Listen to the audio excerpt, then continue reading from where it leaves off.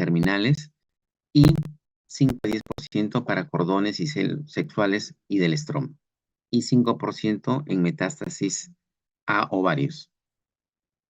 La proporción de tumores malignos en el ovario son los que observamos ahí en el cuadro: 90% para los epiteliales, 3 a 5% para germinales, 2 a 3% para cordones sexuales y estroma. Y los grupos de edad en los que se presentan, generalmente los epiteliales mayores de 20 años, células germinales de células de 0 a 25 años, los de cordones sexuales y de estroma puede abarcar todas las edades, y los metastásicos son variables, ¿no? En la parte de abajo van a ver los tipos de tumores. En los tumores benignos, por ejemplo, podemos observar ahí, para tipo epitelial hablamos de tumores serosos, mucinosos, endometrioides, ¿no? Tumores de células claras, tumor de Brenner, el cisto adenofibroma, y los tumores malignos, solamente le vamos a agregar el término carcinoma, de carcinoma seroso, adenocarcinoma seroso, adenocarcinoma mucinoso, carcinoma endometrioide, carcinoma de células principales. Dentro de los tumores epiteliales, también encontramos un tipo de tumores que se llaman limítrofes, los conocidos como borderline.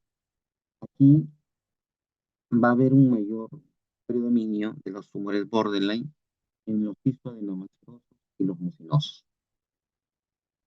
En cuanto a las células germinales, los tumores benignos que vemos son el más frecuente, el quiste dermoide, el teratoma maduro. Los tumores malignos vamos a encontrar, en cuanto a frecuencia, los primeros son los disgerminomas, los tumores del seno endodérmico, los tumores del saco vitelino, los coriocarcinomas, los carcinomas embrionarios. Los de cordones sexuales y del estroma vamos a encontrar dentro de los tumores benignos de los cordones sexuales los fibromas, los tecomas. Y los malignos vamos a encontrar, los más frecuentes es el tumor de las células de la granulosa, ¿no? Que se van a presentar en pacientes premenopáusicas o posmenopáusicas con sangrado posmenopáusico, o con hemorragia uterina normal en las premenopáusicas, debido a la producción aumentada de estrógenos, ¿no? Por ejemplo, una paciente posmenopáusica con sangrado persistente y observamos un tumor sólido en el ovario, nuestra primera posibilidad que se nos viene a la mente es un tumor de la granulosa. O también tumores de las células de Sertoli o de Leydig.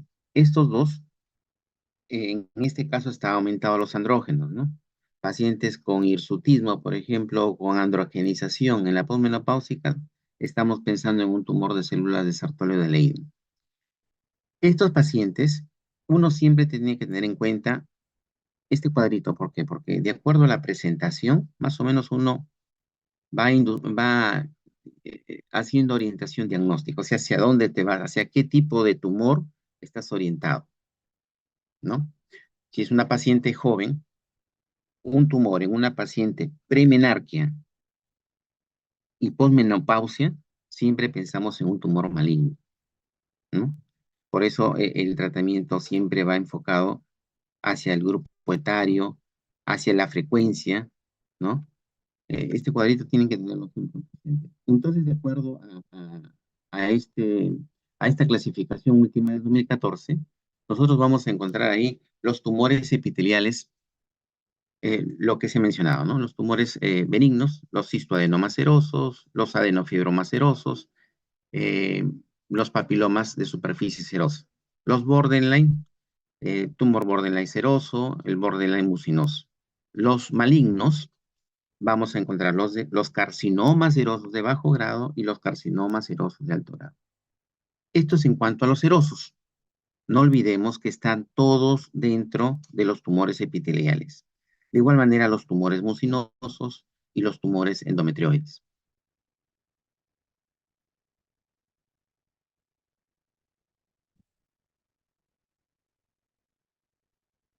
Aquí vemos los tumores de las células claras, benignos, cistoadenoma de células claras, adenofibroma de células claras, borderline de células claras o carcinoma. Cuando ya agregamos el término carcinoma, entonces ya estamos hablando de un tumor maligno. Carcinoma de células claras.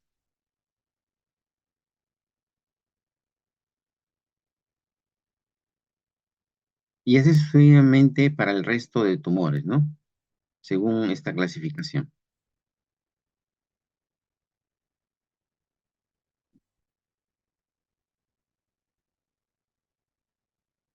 ¿No?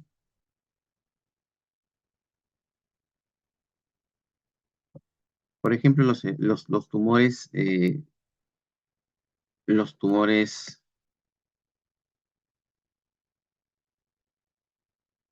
serosos, vamos a hablar sobre los tumores serosos, ¿no? Lo que les he presentado anteriormente.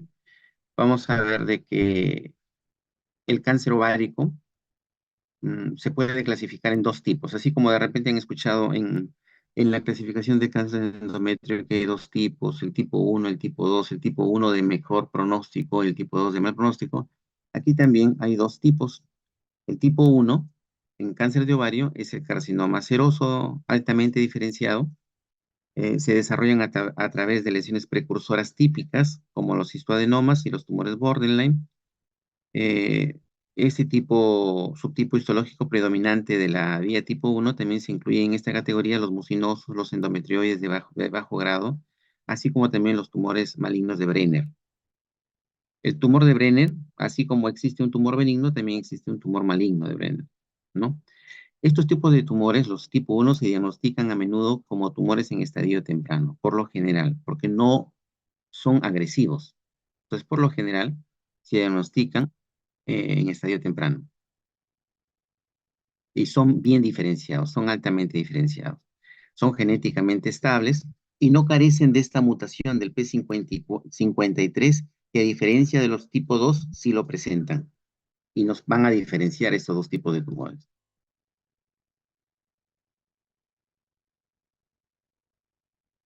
En cambio, los tipo 2 son los carcinomas serosos mal diferenciados, son de alto grado. Se desarrollan rápidamente sin lesiones precursoras conocidas o morfológicamente visibles. Este grupo va a incluir los carcinomas serosos, los endometrioides, los de células claras, los de Brenner, pero mal diferenciados. Y por lo general se van a diagnosticar en estadios avanzados.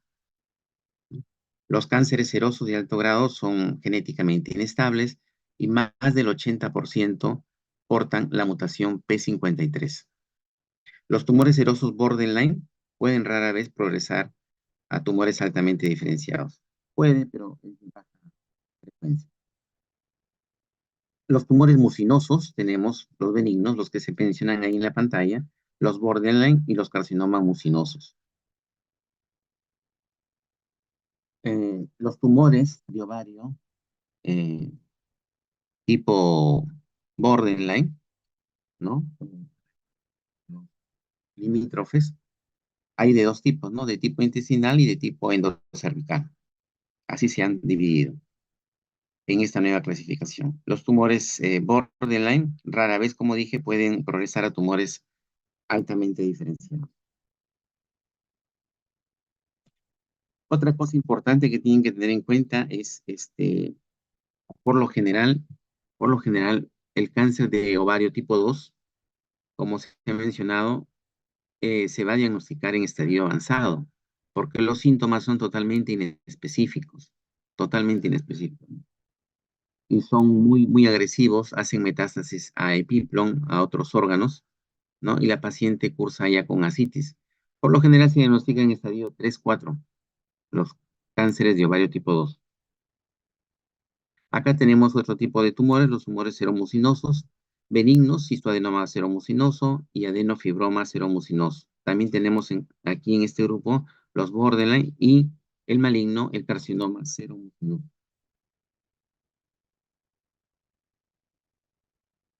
Este grupo de tumores es una nueva entidad dentro de la nueva clasificación de la Organización Mundial de Salud.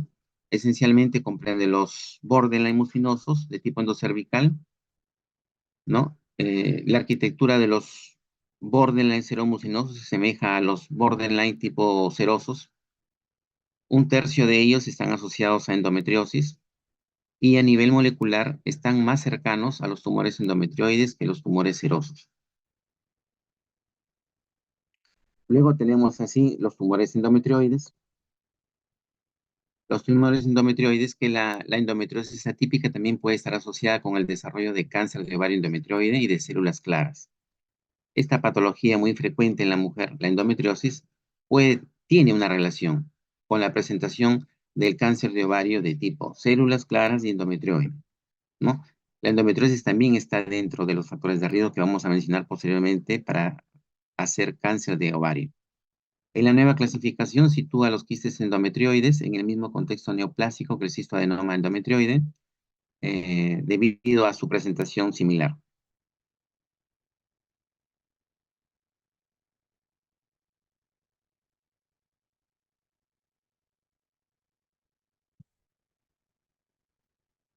Tenemos también los tumores de las células claras, que se ha hecho mención, ¿no? Todos estos tumores pertenecen a los tumores eh, epiteliales, ¿ya?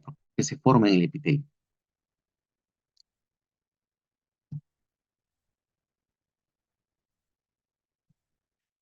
Actualmente se tiene el conocimiento de que los tumores borderline se desarrollan a partir de un cistoadenoma benigno, representado de este modo de una lesión precursora del cáncer de ovario altamente diferenciado, de bajo grado. Los tumores de ovario borderline pueden exhibir implantes peritoneales localizados principalmente en el omento. Estos implantes pueden impresionar ser invasivos o no invasivos, ¿no? En esta tablita vamos a ver la carcinogénesis de los tumores de ovario borderline y de las alteraciones genómicas, ¿no? Aquí vemos, por ejemplo, en este lado, los tumores de ovario borderline, serosos, espinosos, endometrioides y células claras. Sus cursores, sus precursores, la progresión a tumor invasivo y la citogenética, las mutaciones de cada uno de estos tipos de tumores.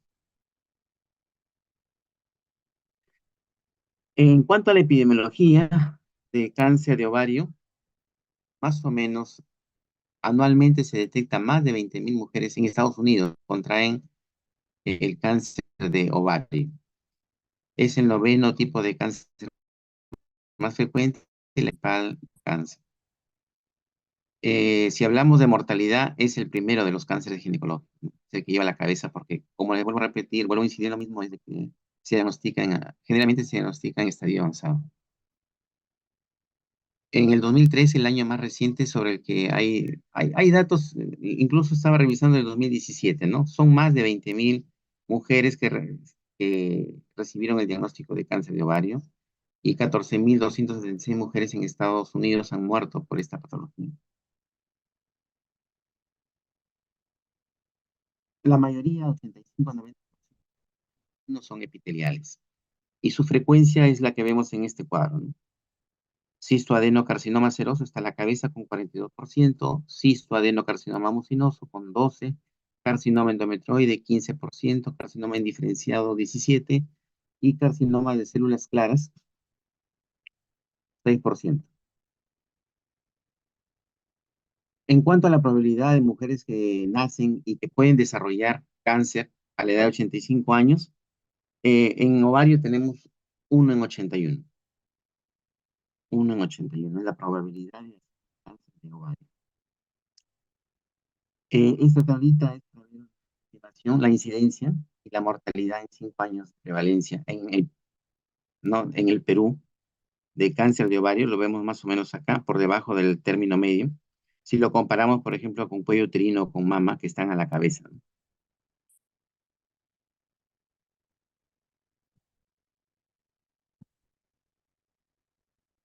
Eh,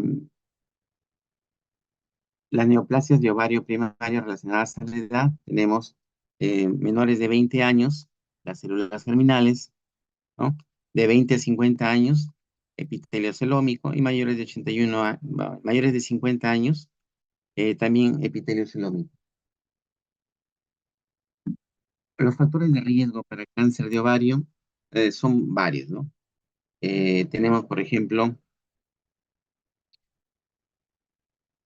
Factores de conducta, los mayores, por ejemplo, tenemos, se ve en países adelantados de consumo de muchos productos químicos industrializados, ¿no? Hay reportes de pacientes asiáticas que han migrado a Estados Unidos o a otros países y ha aumentado la exposición a los estrógenos, por ejemplo, la menarquia temprana y la menopausia tardía, ¿no? Tienen mayor exposición a las hormonas. Otro de los factores de riesgo es la nuliparidad. La nuliparidad también se ha visto de que es factor de riesgo para hacer cáncer de ovario. Las mutaciones BRCA1 y BRCA2 hasta en un 15 a 20%, ¿no? Relaciones con mutaciones BRCA1 y BRCA2, más con el BRCA1, ¿no? El 79% tienen una relación cáncer de ovario seroso, relación a BRCA1. También existe una relación con el síndrome de Lynch, ¿no? Con el cáncer colorectal posititario. Otros factores asociados que se ha mencionado es el no haber dado el lactar, que no haya habido ligadura de trompas, ¿no? Eh, el no uso de anticonceptivos orales, ¿no? Eh, ciclos menstruales dolorosos, ¿no? Y el ovario poliquístico y obesidad. Esos son los factores de riesgo que se asocian a cáncer de ovario. ¿Hasta ahí alguna pregunta que haya de los participantes?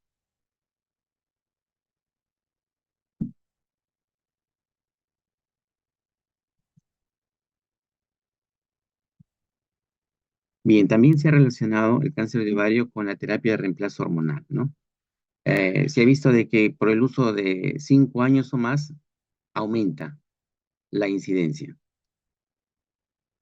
para cáncer de ovario. Más con el uso de testosterona. La endometriosis también está asociada a carcinoma de células claras, carcinoma endometrioide. A ella, a ver ahí, espérese un ratito. Mm, ahí, doctora, ¿se escucha bien? Ahí se escucha, no se escucha. Un poquito mejor. Entonces les decía de que hay patologías como la que se mencionó, la endometriosis, que se relaciona a carcinoma de células claras, ¿no? Y a carcinoma endometrioide.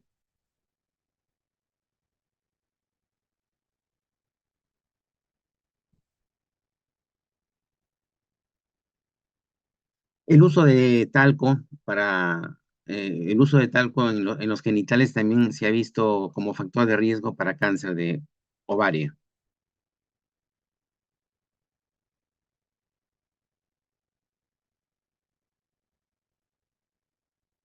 El consumo diario de lactosa también está asociado al riesgo.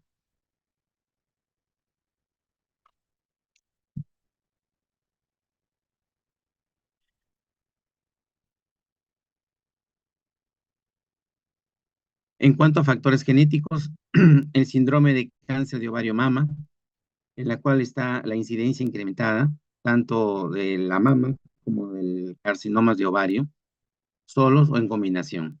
El síndrome de Lynch, ya mencionado, en los cuales, por ejemplo, hay varios miembros de la familia que pueden desarrollar una variedad de cánceres, incluido el colorectal, el endometrial y el de ovario, ¿no? Pacientes individuales con mutaciones, generalmente mutaciones germinales, los BRCA1, ¿no? Los BRCA1, por ejemplo, vemos ahí el riesgo acumulado en 70 años en pacientes con cáncer de ovario y de mama, ¿no? Vemos, por ejemplo, según las revisiones de estos autores, hasta un 39 a 40% que hacen cáncer de ovario, que poseen la translocación del BRCA1,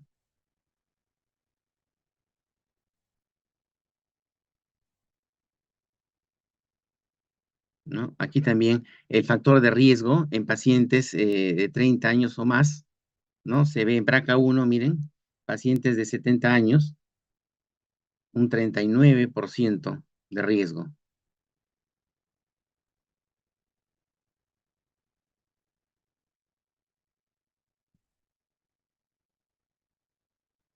En cuanto a factores de riesgo, ¿alguna pregunta que haya por parte de los participantes?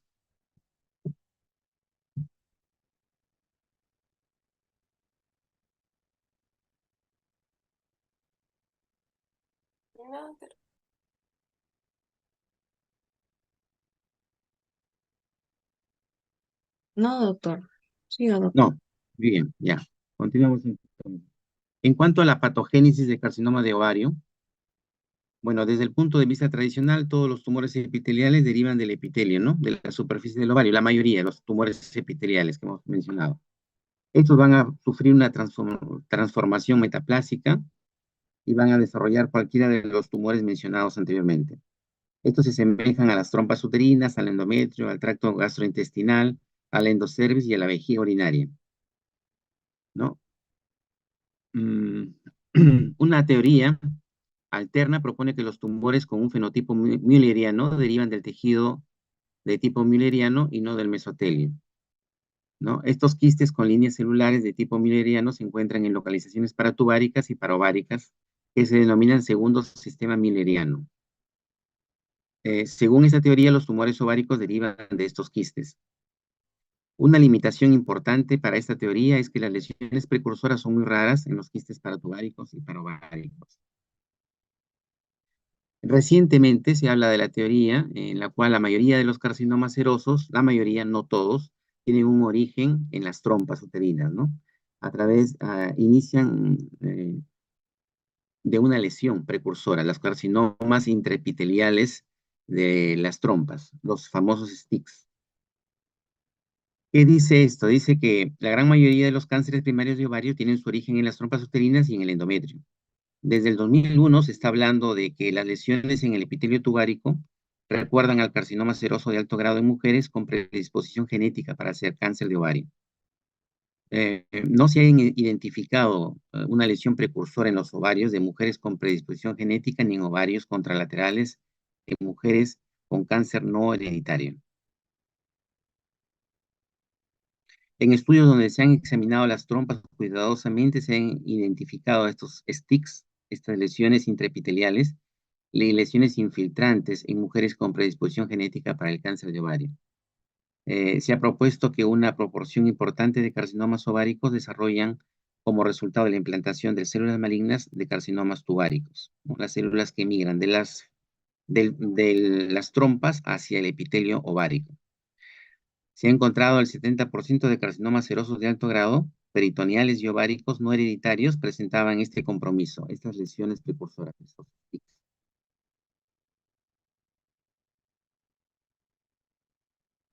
Entonces se ha propuesto que los STICs podrían ser la fuente de carcinomas serosos de alto grado de ovario, tanto en mujeres con predisposición genética y sin predisposición genética. La presencia de estos STIC focales no contiguos sería una manifestación muy rara de metástasis.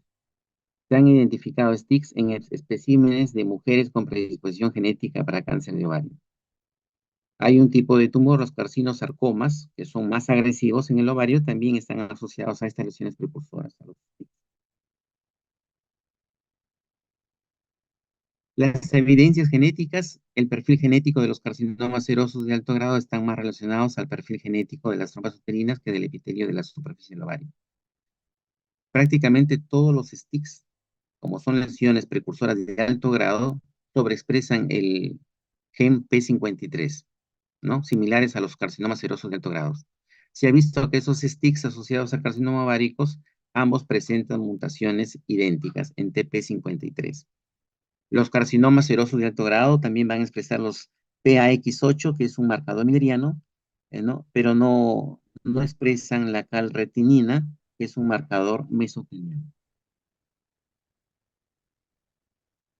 En este cuadro es para ver los precursores y las alteraciones genéticas moleculares de los tipo 1, de los tumores tipo 1, o sea, los de bajo grado, ¿no? Ahí vemos las alteraciones genéticas en el lado derecho del cuadro. Vemos las alteraciones genéticas tanto de los tumores de bajo grado mucinosos, endometrioides de células claras y de los tumores de Brenner.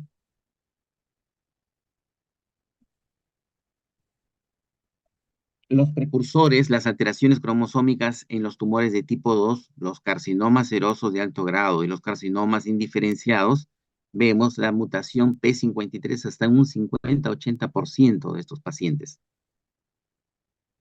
¿no?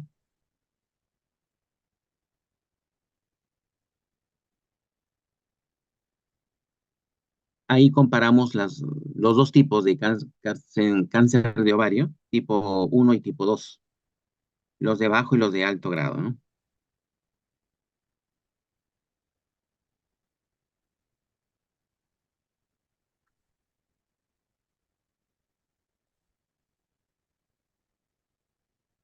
Este gráfico para ver las lesiones precursoras, ¿no? En algunos cánceres de ovario de alto grado, que se ha visto hasta un 70%.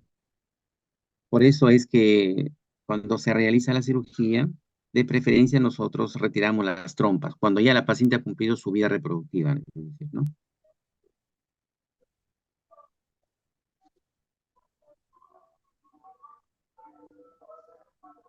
En cuanto a la sintomatología del cáncer de ovario, como se ha dicho también, cursa de forma inespecífica. Los pacientes van a la consulta por problemas digestivos, por problema de llenura precoz, dolor abdominal, eh, sensación de disuria, de polaquiuria, ¿no? Entonces van al médico y les dan solamente sintomáticos. De ahí la razón por la cual este cáncer es diagnosticado en estadio avanzado. Hay un audio que está prendido, por favor. Por su micro. Hay un micro que está prendido.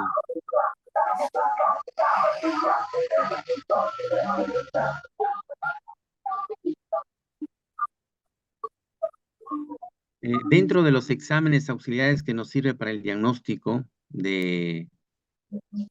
no hay, para empezar, no hay un examen de tamizaje, como por ejemplo la mamografía para el cáncer de mama, ¿no? No hay. Entonces, lo que tenemos es el marcadores tumorales, el CA-125, que, ojo, este marcador no es diagnóstico de ninguna enfermedad. Eso lo decimos siempre en todos los pasantes que van por consultorio, ¿no? No es diagnóstico. Nos sirve como un dato referencial, ¿no? Es una glucoproteína de alto peso molecular, que su valor normal es menos de 35 unidades internacionales por mililitro, ¿no? Pero se eleva en distintos procesos. Puede elevarse en procesos fisiológicos, como el embarazo, como la menstruación, en procesos patológicos femeninos como una enfermedad pélvica inflamatoria, en la endometriosis, en enfermedades hepáticas, todo lo que incluya inflamación de la serosa visceral va a estar elevado al CA 125. Entonces, la FDA lo ha aprobado más que nada para la monitorización de respuesta al tratamiento en el cáncer de ovario, ¿no? No está usado como diagnóstico. Ni el CA-125, ni la molécula del epidídimo, el HE4, tampoco sirven como diagnóstico, ¿no? Entonces, más que nada es la evaluación, apenas tiene la sintomatología la paciente, y si tiene antecedentes genéticos de cáncer de mama, cáncer de ovario, cáncer de colon, tiene que acudir al médico ginecólogo para su evaluación de preferencia, ¿no? Para poder tratar de diagnosticarlo en estadio temprano. ¿Hasta ahí preguntas, por favor?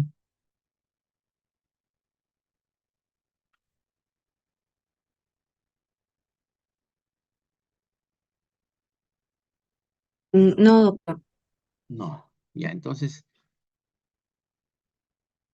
en cuanto al diagnóstico ecográfico, sí, nos sirve mucho como hemos hablado en exposiciones anteriores, en charlas, ¿no? La morfología ecográfica o ultrasonográfica del tumor es muy importante, ¿no? De acuerdo a eso, más o menos vamos a ver si el tumor es catalogado con factores de riesgo para que sea evaluado por el ginecólogo o por el ginecólogo general, ¿no? Eh, si es un tumor, por ejemplo, sólido, que presenta papilas, que presenta vascularidad interna, que presenta un índice de resistencia menos de 0,6, entonces tiene que ser evaluado quirúrgicamente, ¿no?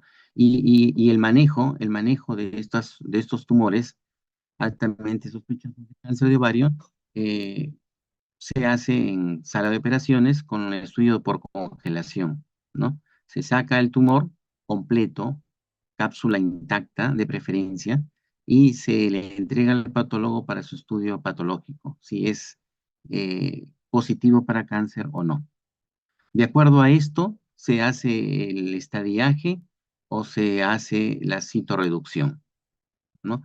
El estadiaje, el término estadiaje, por lo general, comprende el lavado de la cavidad abdominal, ¿no? La tumorectomía o la anexectomía, la histerectomía abdominal total, la anexectomía contralateral, eh, la aumentectomía y biopsias múltiples, con el objetivo de que el patólogo lo evalúe y nos dé el estadio del cáncer, ¿no? Para su manejo.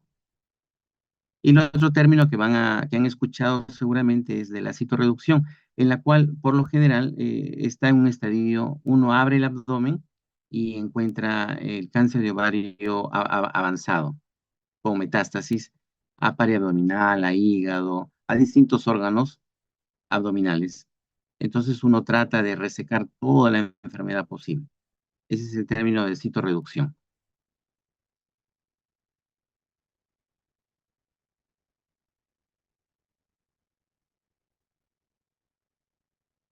Entonces, por ejemplo, vemos en pacientes premenopáusicas, el CA 125 nos sirve como guía.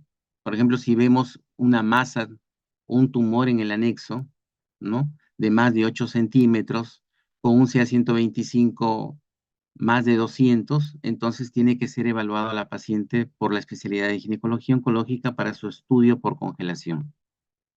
Es distinto ver a una paciente con un tumor quístico, unilocular, en edad perimenopáusica, ¿no? Entonces, esos tumores simplemente le hacemos seguimiento. No es necesario la cirugía. Tumores uniloculares, anecoicos, ¿no? Sin presencia de nódulos en su interior. Entonces, simplemente se hace seguimiento y se repite una ecografía en 2 a 3 meses.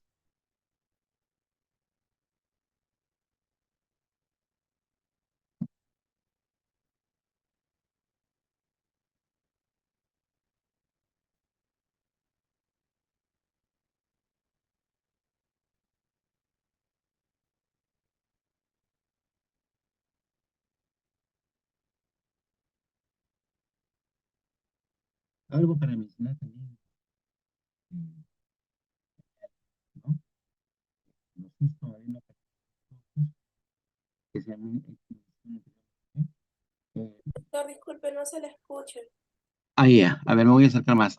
Los histoadenocarcinomas serosos en los tumores epiteliales, que generalmente representan un 75 a un 80% de estos tumores, van a muestran una propagación extraovárica, ¿no?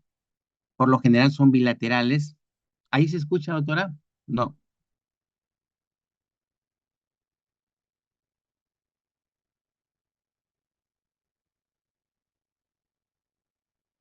Sí, Los, histo- sí se sí, escucha, doctor. los cistoadenocarcinomas mucinosos representan el 10% de los cánceres epiteliales, ¿no? Estos tumores por lo general son unilaterales a diferencia de los serosos, pero van a manifestarse de forma, son tumores muy grandes, ¿no? Em, los cortes histológicos van a asemejar a los de un epitelio endocervical con grandes núcleos Los otros tipos de cánceres ováricos, la neoplasias endometrioides, las endometrioides, pueden ocurrir de forma bilateral hasta en un 30-50% de los casos y van a representar un 10% de los cánceres de ovario de tipo epitelial. Eh, los carcinomas de las claras del ovario o carcinoma mesonefroide representan menos del 1% de los carcinomas de ovario epiteliales y es tipo que tengan un menor tamaño que los histoadenocarcinomas serosos o mucinosos. Los carcinomas indiferenciados van a representar menos del 10% o tumores se van a caracterizar por ausencia de cualquier aspecto microscópico, los de como pertenecientes a otro tipo. Los tumores germinales, que son pacientes jóvenes, ¿no? El tumor maligno más frecuente es el disgerminoma, es un tumor sólido, ¿no? Ocurre en pacientes jóvenes, con más frecuencia son unilaterales al momento de la presentación. Y en el momento de la cirugía tienen una apariencia uniforme, con encapsulamiento delgado. Tienen un color marrón, grisáceo, ¿no? En los cortes histológicos, los nidos de células germinales que aparecen como células grandes redondeadas. Los teratomas inmaduros, que se van a caracterizar, que son el contrapuesto de los teratomas maduros, se van a caracterizar por la presencia de tejido neural, ¿no? Y la presentación típica ocurre en mujeres menores de 20 años. Por lo general son unilaterales. El marcador CIEDA 125, para hacer mención, se presenta o está elevado en un 50% de los cánceres de ovario en estadio 1, ¿ya? Y hasta en un 70% en cáncer de ovario avanzado. Pero el CA 125 se solicita para los tumores epiteliales. Generalmente, proteína, la hormona. Dentro de los tumores germinales, llevan los germinomas, los teratomas inmaduros, los de seno epidérmico, también este tipo de tumores, los carcinomas secundarios, el coriocarcinoma, cholangiocarcinoma, los tumores de células mixtas, coriandroma. Doctor, disculpe, no se le escucha bien. Uy, Una consulta, doctor, ¿se quedó en la diapositiva 75? sí, sí me he quedado, he avanzado un poquito más. Porque se ha quedado en la diapositiva 75. Ay, ay. Yo creo que esté ahí, doctora. ¿Alguna pregunta, más bien, por favor, por parte de los participantes? ¿Alguna duda o algo que hayan leído? Si no, va a ser.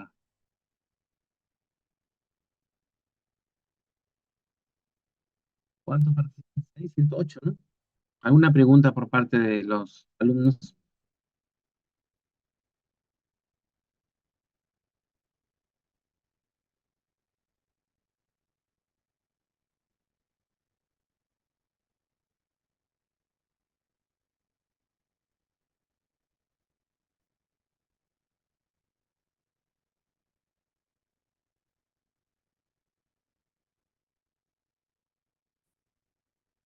Ya. Entonces, la diapositiva se ha estancado ahí, doctora. Ya no quiere avanzar más.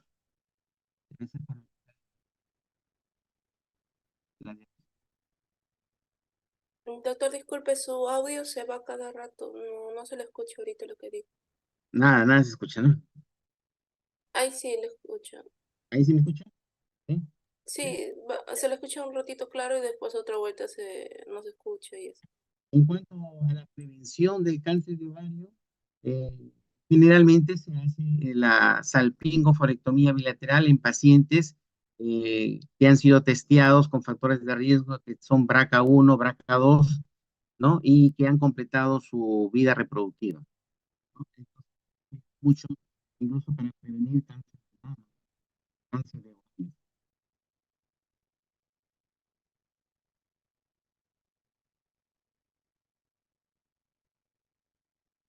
El estadiaje del cáncer de ovario es de acuerdo a FIGO, última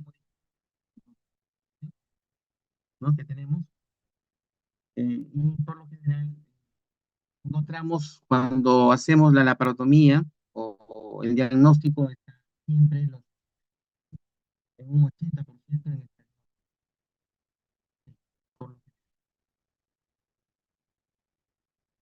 Bien, hasta ahí preguntas, ya he terminado. ¿Alguna duda, pregunta?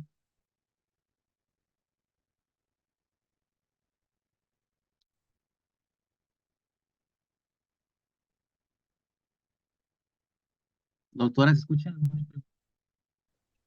Doctor, no se le está Sí. escuchando bien, se le está perdiendo el audio cuando habla. Ah, no, les decía, doctora, si hay alguna pregunta, ya he concluido. ¿Alguna pregunta que haya por parte de los presentes?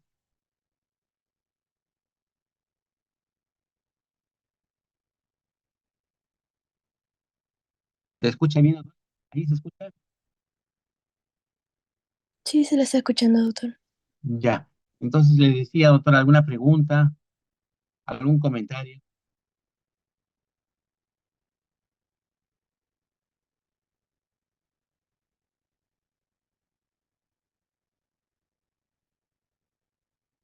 Bien, si no hay más preguntas, doctora, yo creo que ya he hecho la presentación de tumores de ovario. Ya, doctor, gracias. ¿Ya? Gracias a todos por estar presentes. Gracias, doctor. Gracias. Gracias.